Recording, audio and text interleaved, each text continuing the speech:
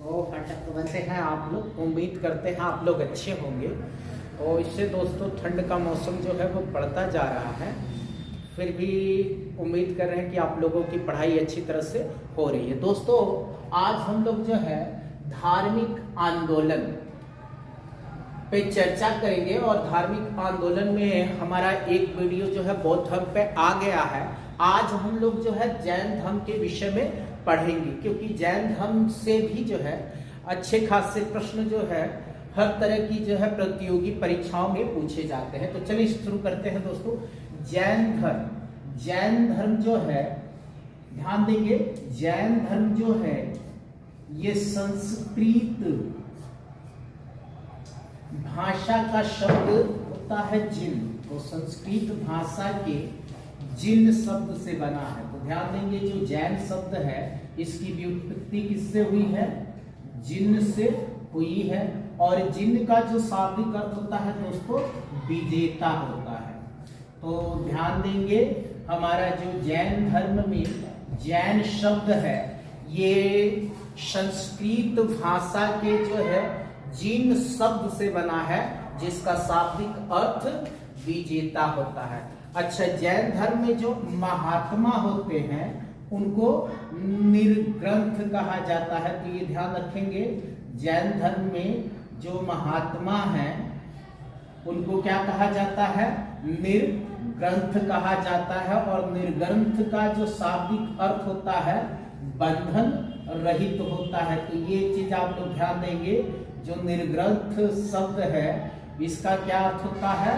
बंधन रहित, यानी ऐसा व्यक्ति जो कर्म फल के बंधनों से क्या हो गया हो?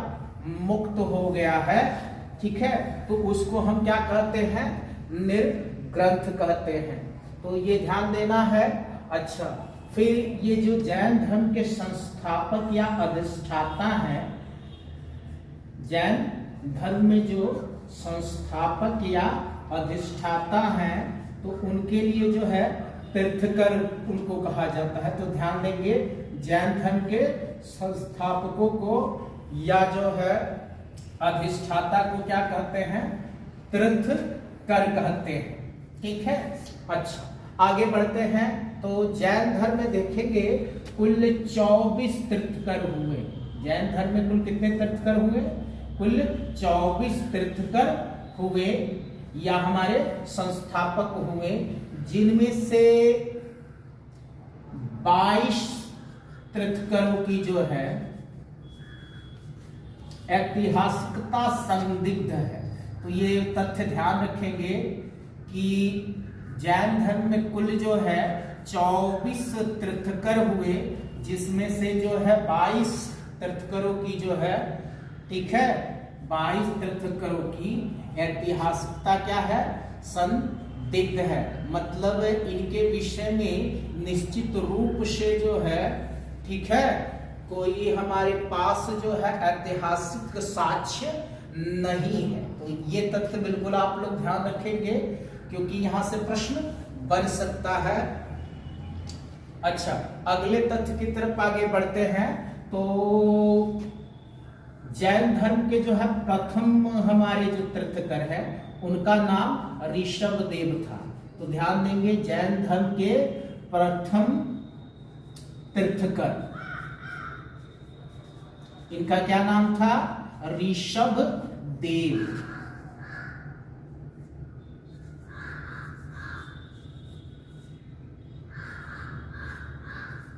या इनका एक नाम आदिनाथ भी मिलता है। तो ये ध्यान देंगे जैन धर्म के जो है प्रथम तीर्थकर कौन थे? ऋषभदेव या आदिनाथ थे।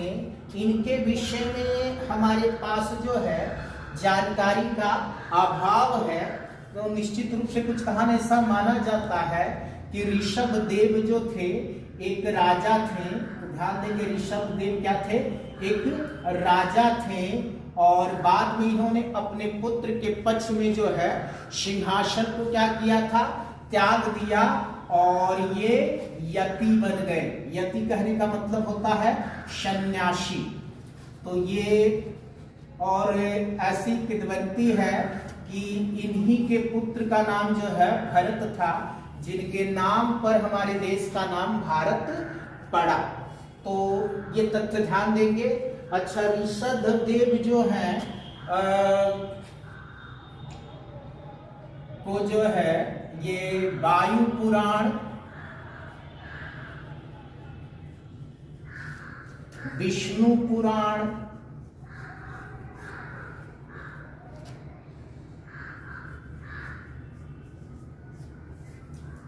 और जो है भागवत पुराण,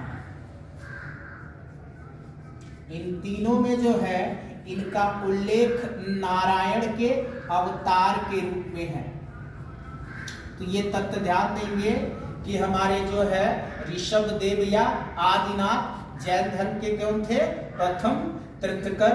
उनका जो है वायु पुराण, विष्णु पुराण और भागवत पुराण में जो है नारायण के अवतार के रूप में उल्लेख किया गया है। तो ये तथ्य बिल्कुल महत्वपूर्ण तथ्य है, इसको आप लोग जो है बिल्कुल नोट करेंगे। ठीक है दोस्तों, तो चलिए आगे अगले तथ्य की ओर बढ़ते हैं। ऋषभदेव और अरिष्टनेमि,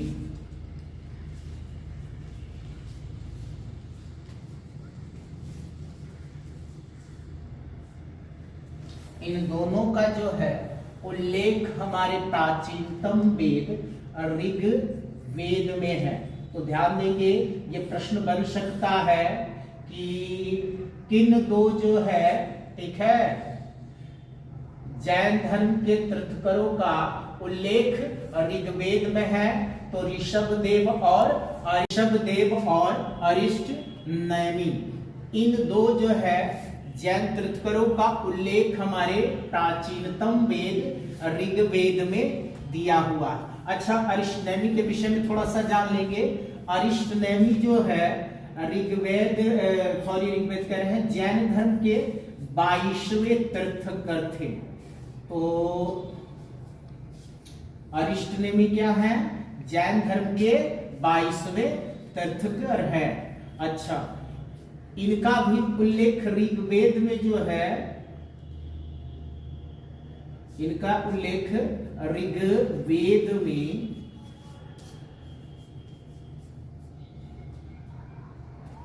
वासुदेव कृष्ण के भाई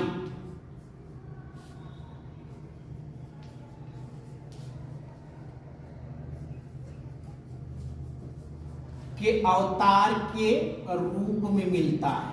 तो ये ध्यान देंगे, जो हमारे 22वें तीर्थकर अरिष्टनेमि है, इनका उल्लेख हमारे ऋग्वेद में वासुदेव कृष्ण के भाई के अवतार के रूप में मिलता है। अच्छा, फिर 23वें तीर्थकर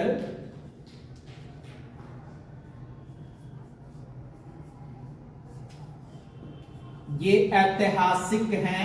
ऐतिहासिक कहने का तात्पर्य है कि इनके रूप में हमारे पास जो है ऐतिहासिक साक्ष्य उपलब्ध है।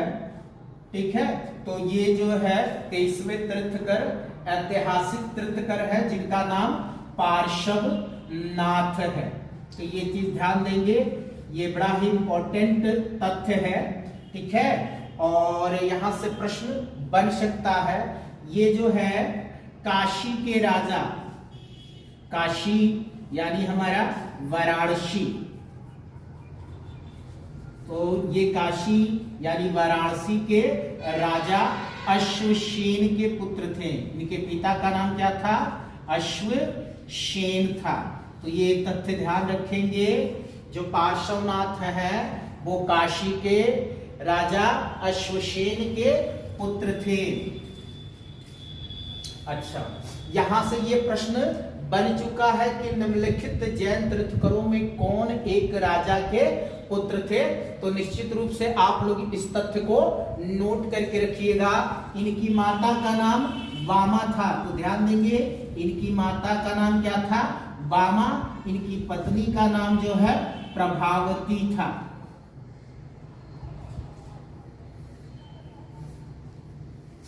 तो पार्श्वनाथ कौन है?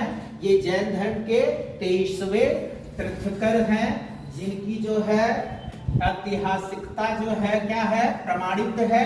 और ये कौन थे? काशी वाराणसी के राजा अश्वसेन के पुत्र थे। इनकी माता का नाम वामा था और इनकी पत्नी का नाम प्रभावती था। चले अगले तथ्य की तरफ बढ़े। विश्वदेव, हम लोग पार्श्वनाथ के विषय में पढ़ रहे थे। तो पार्श्वनाथ जो थे, इनका काल जो है महावीर स्वामी से 250 वर्ष पहले माना जाता है। इन्होंने 30 वर्ष की अवस्था में, ध्यान देंगे, 30 वर्ष की अवस्था में गृह त्याग किया। क्या किया? गृह त्याग किया। और 84 दिनों की घोर तपस्या के बाद इनको जो है कैवल्य, यानी जैन धर्म में कैवल्य की संज्ञा ज्ञान है, तो इनको जो है 84 दिनों की घोर तपस्या के बाद ज्ञान प्राप्त हुआ। इनको जो है पुरुष पादनीय भी कहा जाता है।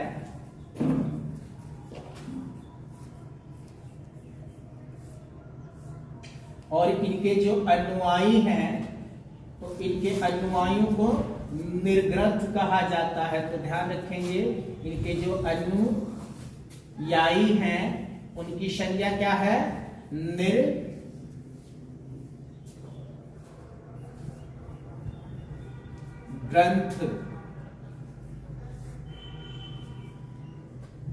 कहा जाता है।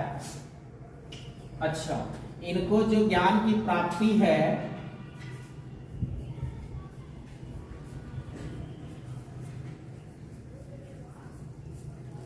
वो शम्मेद पर्वत पर हुई थी।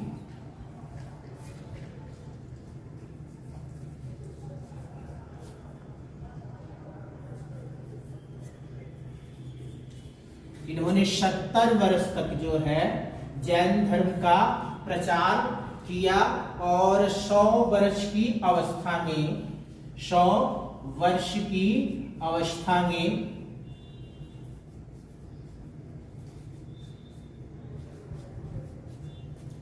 शम्मेद पर्वत पर ही इनको निर्वाण की प्राप्ति हो गई। इसीलिए जो है ये जो शम्मेद पर्वत है वो जैनियों के लिए पवित्र माना जाता है। तो ये प्रश्न भी बहुत इंपॉर्टेंट है कि निम्नलिखित में से कौन सा पर्वत जो है जैन धर्म के अनुयायियों के लिए पवित्र है? तो शम्मेद पर्वत। ठीक है, चलिए आगे बढ़ते हैं। हम लोग जो है जैन धर्म के 24वें तीर्थंकर के विषय में पढ़ेंगे। अच्छा, एक छोटा सा तथ्य इनके विषय में और जो है हम लोग नोट कर लेते हैं। इनके द्वारा जो नियम प्रतिपादित किए गए या जैन धर्म के जो सिद्धांत थे उनको जो है महाव्रत कहा जाता है। क्या कहा जाता है? महाव्रत कहा जाता है। और इन्होंने 4 जो है महाव्रत दिए या 4 नियमों का प्रतिपादन किया, जिनको 4 महाव्रत के नाम से जाना जाता है।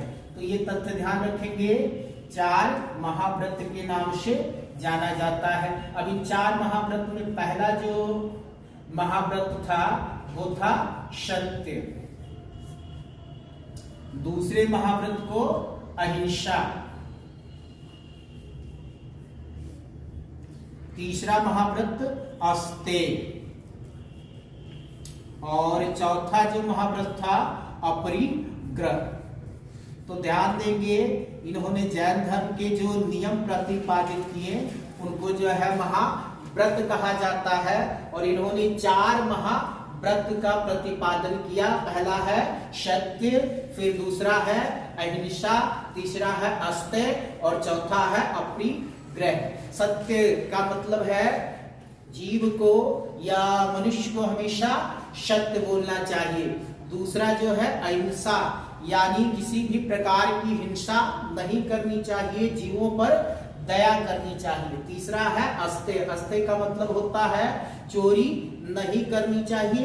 चौथा जो है अपरिग्रह, यानी धन का जो है अत्यधिक संचय नहीं करना चाहिए।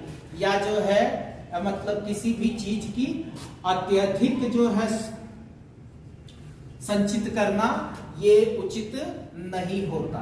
तो अब हम लोग जो है महावीर स्वामी के विषय में जैन धर्म के 24वें तीर्थंकर महावीर स्वामी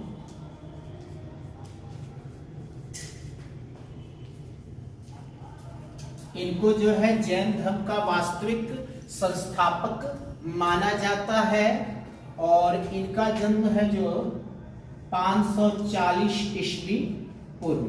तो ध्यान देंगे इनका जन्म जो है 540 ईस्वी पूर्व में वैशाली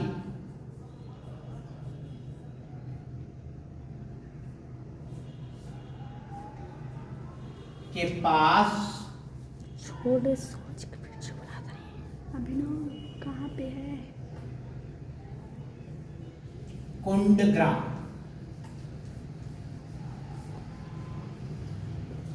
में हुआ था।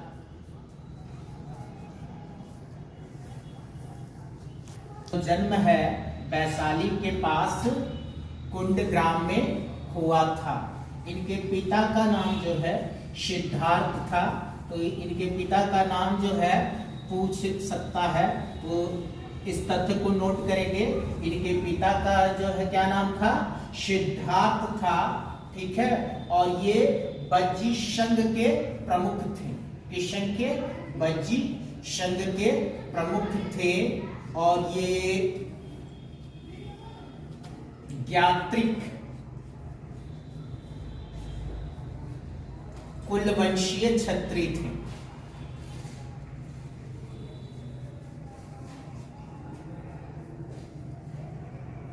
तो ये ध्यान देंगे, इनके पिता जो है सिद्धार्थ, ये बज्जी संघ के, ठीक है, राजा थे और ज्ञात्रिक कुलवंशीय क्षत्रिय थे।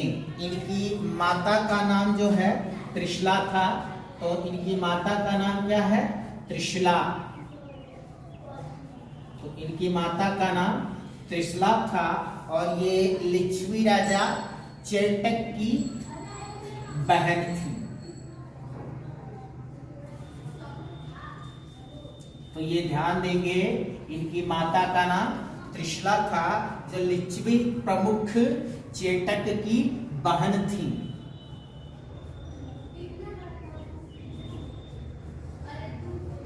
और चेटक जो थे ये बिंबिसार के ससुर थे। तो ये तथ्य भी आप लोग याद रखिएगा, ठीक है। अच्छा, इनकी पत्नी का जो नाम है, इनकी पत्नी का नाम यशोदा था और ये कुंडीय गोत्र की कन्या थी।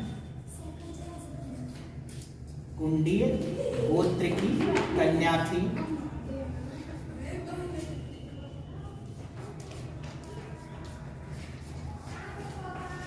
अच्छा, इनके पुत्री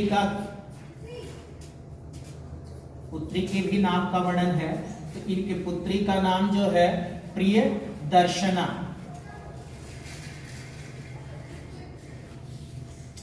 या अर्लोजा पाया जाता है। और इनके दामाद का नाम जामाली। अच्छा, यहां से एक तथ्य एक्स्ट्रा आप लोग याद रखेंगे, जामाली के दामाद जामाली ही जो है, ठीक है, महावीर स्वामी के प्रथम जो है शिष्य थे। और इनके ज्ञान प्राप्ति के बाद यानी 12वें वर्ष में इनके प्रथम विरोधी भी हुए और एक अलग संप्रदाय की स्थापना की। तो यहां से ध्यान देंगे, पूछ सकता है कि वर्धमान स्वामी का प्रथम विरोधी कौन था? तो जामाली। और जामाली कौन थे? उनके दामाद थे, ठीक है। आगे बढ़ते हैं। महावीर स्वामी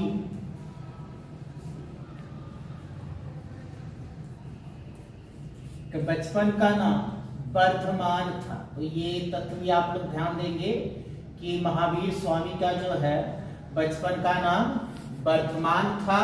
30 वर्ष की अवस्था में 30 वर्ष की अवस्था में ये अपने बड़े भाई जो है नंदीवर्धन नाम था उनका, तो अपने बड़े भाई नंदीवर्धन से इन्होंने आज्ञा लेकर के ये जो है तपस्या के लिए निकल पड़े। और इनकी तपस्या का जो है उल्लेख, ये ध्यान रखेंगे, इनकी जो है तपस्या का जो उल्लेख है वो जैन धर्म आचरांग सूत्र में मिलता है। किसमें मिलता है? जैन धर्म का एक जो है, ठीक है, पुस्तक है जिसका नाम क्या है? आचरांग सूत्र।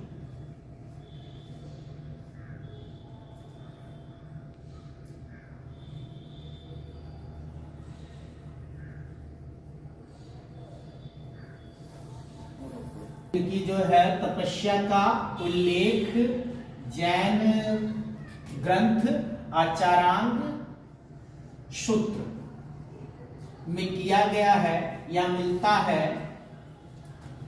अच्छा, नालंदा में जो है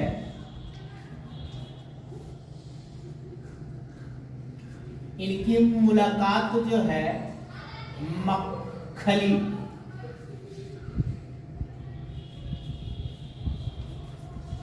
पुत्र गोशाल नाम के एक जो है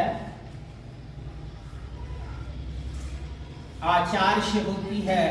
और ये जो मक्खली पुत्र गोशाल थे ये महावीर स्वामी या वर्धमान के क्या हो जाते हैं? शिष्य हो जाते हैं। तो यहाँ पर ध्यान देंगे, नालंदा में इनकी मुलाकात किससे होती है? मक्खली पुत्र गोशाल से, जो इनका जो है क्या बन जाते हैं? अनुयायी या शिष्य बन जाते हैं।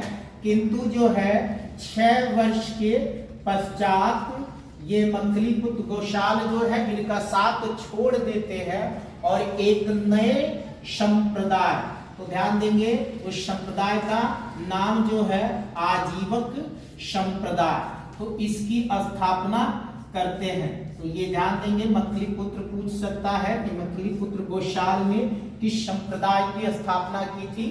तो आजीवक संप्रदाय। तो ध्यान देंगे इसको। अच्छा,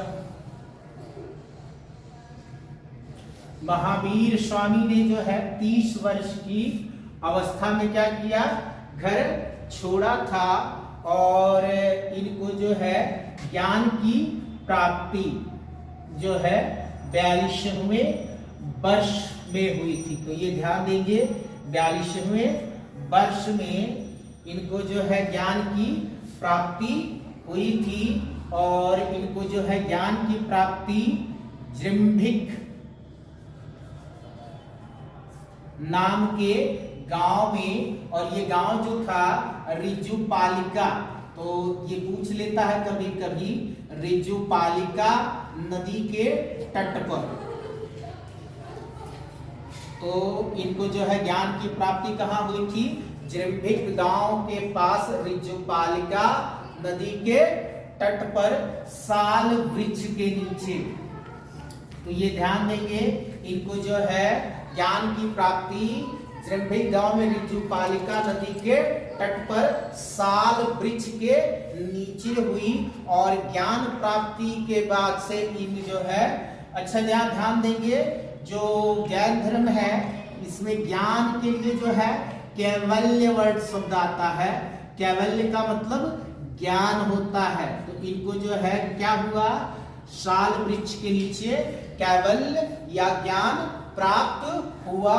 और ज्ञान प्राप्त होने के पश्चात जो है इनको अरहत, अरहत का मतलब जो है पूज्य होता है। फिर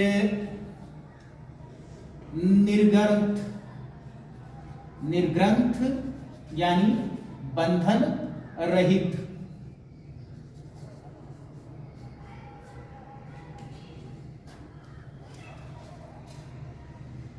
और महावीर यानी विजेता या अत्यंत पराक्रम दिखाने वाला, ये सारी उपाधियां दी गई। तो महावीर स्वामी के बचपन का नाम वर्धमान था। 30 वर्ष की अवस्था में इन्होंने अपने बड़े भाई नंदी वर्धन से आज्ञा लेकर के तपस्या के लिए निकल गए। इनकी तपस्या का जो उल्लेख है वो जैन ग्रंथ आचारांग सूत्र में मिलता है। यहाँ से नालंदा में इनकी मुलाकात किससे होती है? मखलीपुत्र गोशाल से, जो इनके शिष्य बन जाते हैं। किंतु 6 वर्ष के पश्चात मखलीपुत्र गोशाल उनका साथ छोड़ के एक नवीन संप्रदाय, जिसे आजीवक संप्रदाय कहते हैं, उसकी स्थापना करते हैं।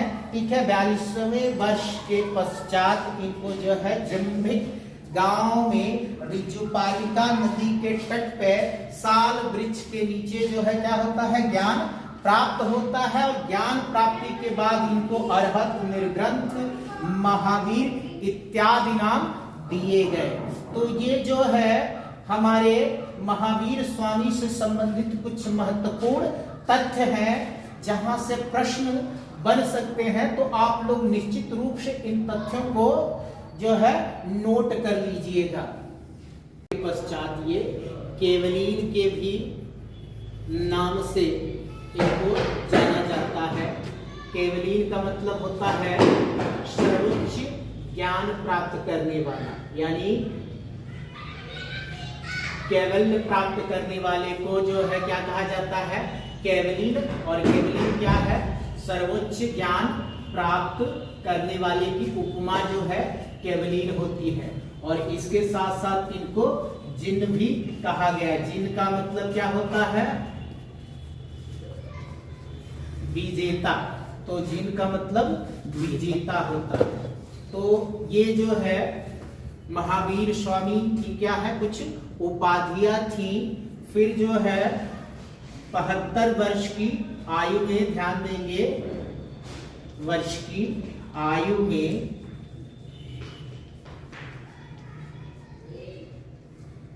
पावापुरी,